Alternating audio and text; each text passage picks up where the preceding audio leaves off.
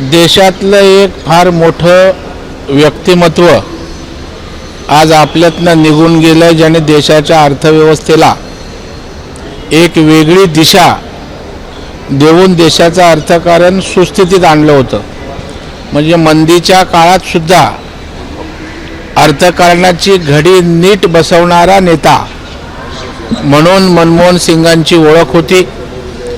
एक अजातशत्रू राजकारणात असताना सुद्धा सर्व पक्षांशी सलोख्याचे संबंध, आपला देश, आपलं काम, देशाचं अर्थकारण या भोवती संपूर्ण आयुष्य त्यांनी वेचलं आणि देशभक्तीच्या भावनेतनं त्यांनी या ठिकाणी काम केलं आणि एक मोठा नेता आपल्या देशातला.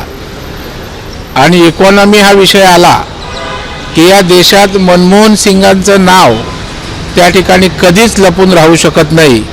एवढं मोठं योगदान आपल्या देशाच्या अर्थव्यवस्थेमध्ये त्यांचं होतं.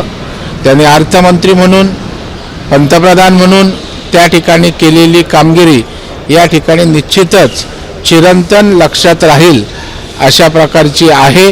मी त्यांच्या त्या ठिकाणी भावपूर्ण त्यांना आदरांजली अर्पित करतो. त्यांच्या आत्म्यात शांती लाभो अशी प्रार्थना करतो. सर, बीएमसीच्या दृष्टिकोनातून काय नेमकी भाजपची तयारी आहे मुंबईमध्ये आणि ठाकरे गट सुद्धा मैदानात सोबळावर लढत? नाही, निवडणुका म्हटल्या की पक्ष असले की तयारी करतातच आणि भारतीय जनता पार्टी तर राऊंड द क्लॉक काम करणारा पक्ष आहे.